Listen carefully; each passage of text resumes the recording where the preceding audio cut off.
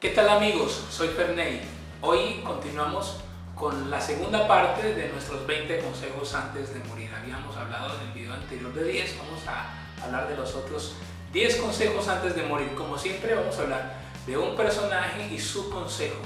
El siguiente personaje es Salomón. El consejo número 11 es nada menos y nada más que de Salomón. Para hablar de Salomón, como siempre, tenemos que ubicarnos en la historia para comprender un poquitico, creo yo, el consejo que él nos daría. Recordemos que Salomón se cree que es el hombre más rico que haya existido en el mundo, en el sentido de que Dios le dio tanta riqueza que han comparado la riqueza de Salomón con los hombres que hoy tienen muchísimo dinero, y pues obviamente Salomón los supera.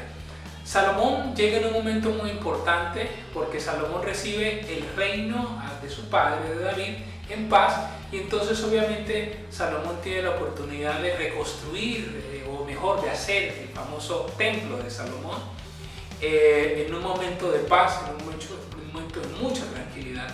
Salomón, digamos, empieza muy bien, solo que Salomón, cuando van pasando los años, comete un tremendo error, y es que Salomón termina uniéndose con 1000 mujeres. Así es, 1000 mujeres, uno lo dice y se sorprende. 700 mujeres dice la Biblia y 300 concubinas. ¿Cómo lo hacían? No lo sabemos, ¿no? Pero el caso es que dice la Biblia que estas mujeres inclinaron el corazón de Salomón a otros dioses, y Salomón terminó apartándose de Dios. Él no pierde el reino, pero el reino lo va a perder su descendencia, lo va a perder su hijo. Creo entonces que el consejo de Salomón, si hoy nos pudiera decir él algo antes de morir, es: no basta con llegar, la clave es que te mantengas. Ese sería el consejo de Salomón. No basta con que tú llegues, la clave es mantenerse. Y creo que esto aplica para muchas áreas de nuestra vida. No basta con casarse, la clave es mantener una vida de pareja. No basta con tener un hijo, la clave es sacarlo adelante. No basta con crear una empresa, la clave es mantener esa empresa. Ese entonces sería el consejo de Salomón. Vamos al siguiente consejo, el consejo número 12, el consejo a través de un personaje llamado Job. Recordemos que Job es el hombre que se dice de la paciencia de Job. Job inicia la Biblia diciendo que era temeroso de Dios, que era apartado del mal, que oraba por sus hijos.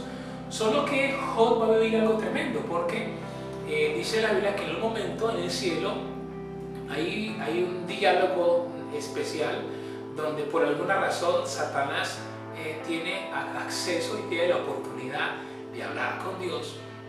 Y entonces Dios le dice: ¿de dónde vienes? ¿No? Y le dice: de rodear la tierra y de andar por ella.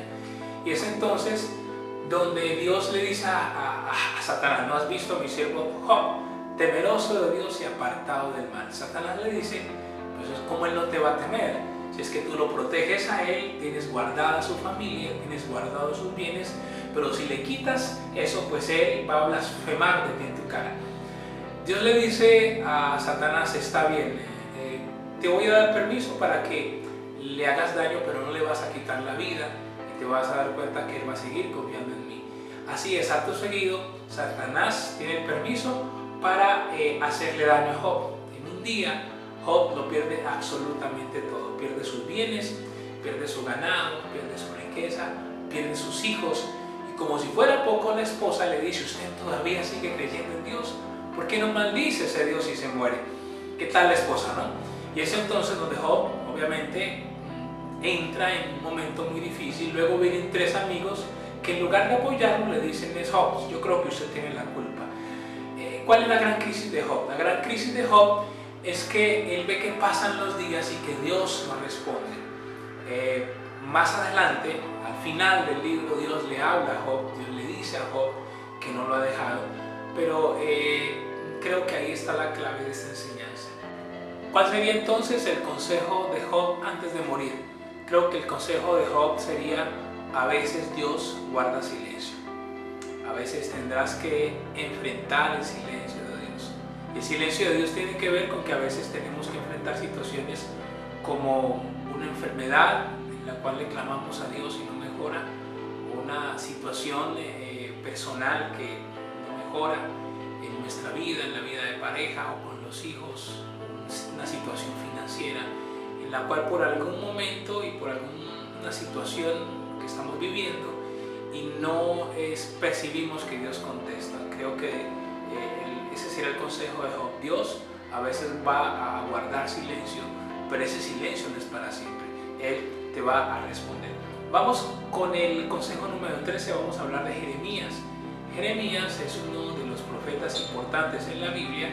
Jeremías tiene que enfrentar una circunstancia muy particular, y es que justo en el tiempo de él, mientras él decía que venía la crisis, que venía la catástrofe, los demás profetas decían que todo estaba bien. Y entonces a Jeremías le tocó enfrentar pues una situación bastante difícil. Era que era el único profeta que hablaba de malas noticias, y eso hacía que la gente pues obviamente se burlara, no le creyera. El rey obviamente llegó a acusarlo inclusive de traición, y Jeremías en algún momento termina metido en un hueco, metido en una cisterna llena de barro, llena obviamente de unas circunstancias muy difíciles, y Jeremías siente la crisis de sentirse solo con un mensaje de Dios.